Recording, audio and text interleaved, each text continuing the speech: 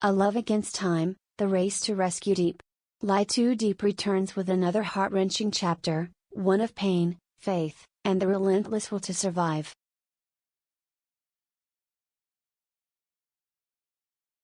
After fleeing from the bandits and emerging from hiding, Diep found herself in a dense, perilous forest.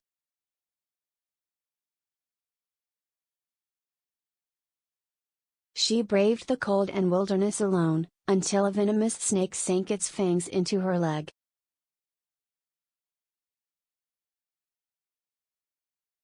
Rain poured relentlessly as pain surged through her limbs, but Diep fought back.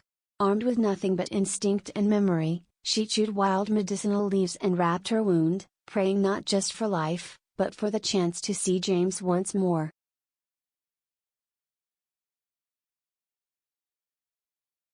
Would fate answer her desperate plea? And could James, who's overturned every stone in search of her, find her before time runs out?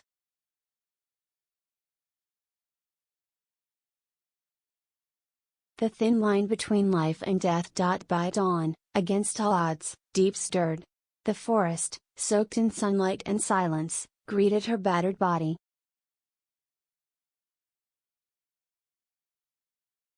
Her face, pale and hollow, remained streaked with rain and fever, yet her eyes fluttered open.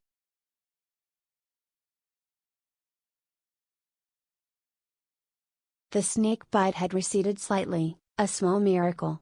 Her body trembled, but her soul had not given up.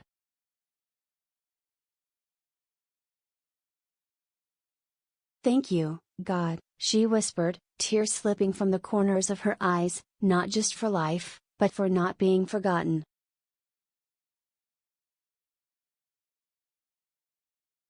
Strength born of love. Every muscle in her body ached. Her clothes clung like a second skin, soaked and tattered.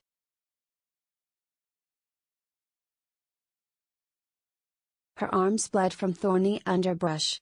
Yet within her, the memory of James ignited a stubborn flame.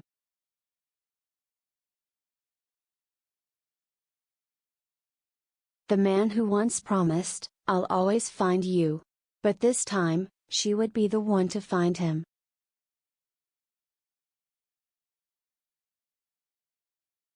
Her vow was quiet but fierce, "I must go back. I have to see him again." Each step was agony.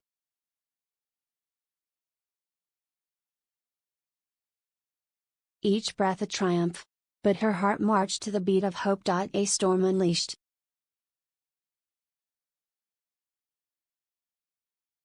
Nature was merciless. As dark clouds loomed, torrential rain crashed down with ferocity.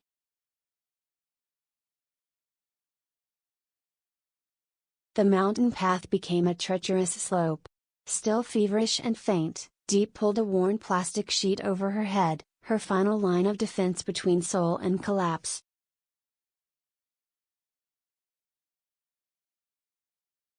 Her body trembled with exhaustion, but she did not stop. With tears lost in the rain, she looked up to the heavens, just enough strength to walk.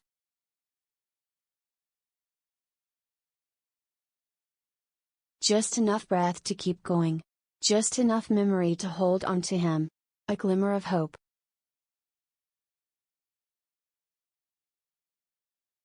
Far away, James received word from Officer Lee, someone had spotted Diep near the mountains.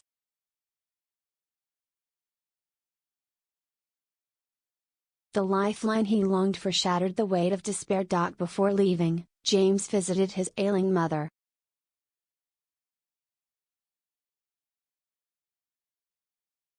"She's alive," he whispered, taking her fragile hand. Her tears flowed freely, tears of hope, of prayers finally answered.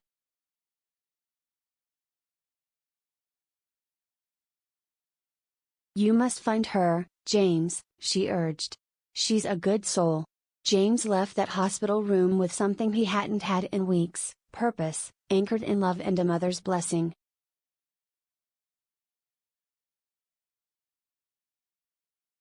The officers promised. Officer Lee, a man of principle, recognized Diep not just as a missing person, but as Hoa, the girl he once pulled from a deadly landslide years ago.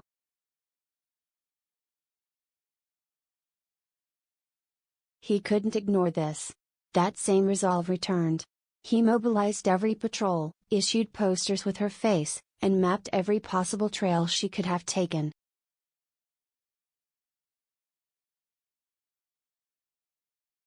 It wasn't just duty anymore. It was personal. If anyone has seen her, he vowed, I'll follow that clue to the end.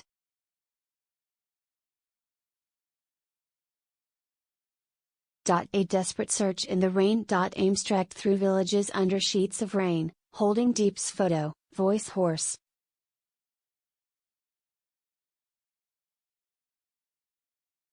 Have you seen this girl? She might be walking alone. Then, exhausted, one old man offered only a warning, with this rain, no one survives long out there.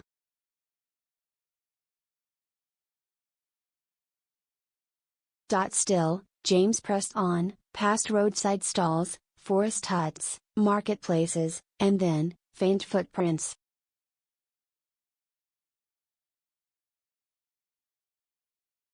Could they be hers? But the moment had already passed. The silence of almost at sunset, James and Officer Lee reunited in a quiet roadside shop.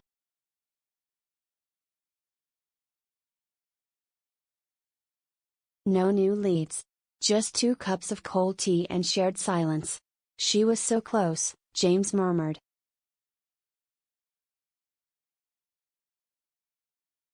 But I didn't make it. I was too late. Lee put a hand on his shoulder. You're not alone, he said.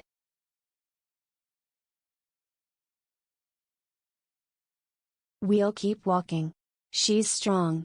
And we must be, too. One step from collapse. Meanwhile, Diep stumbled through the forest, fever rising.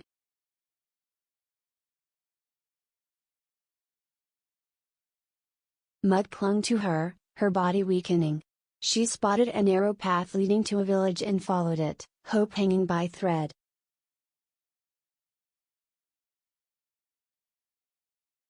She knocked on doors, her voice barely above a whisper. I'll work for food. Anything.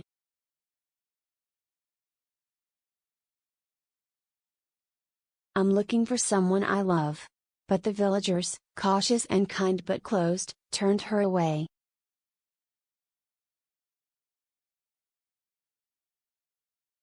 Diep, with grace, thanked them all, no resentment, only sorrow. The road home stretches on.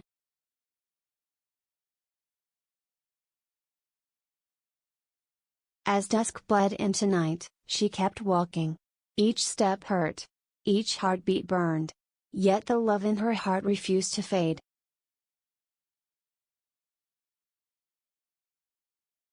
She looked up into a sky painted violet. As long as you're still looking for me, I won't give up.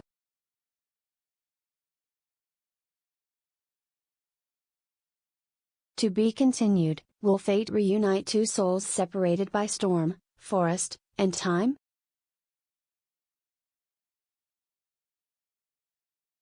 Can love alone carry them across the final mile? Find out in the next chapter of Lee to Diep and CEO James, a story of survival, devotion, and the power of promises never broken.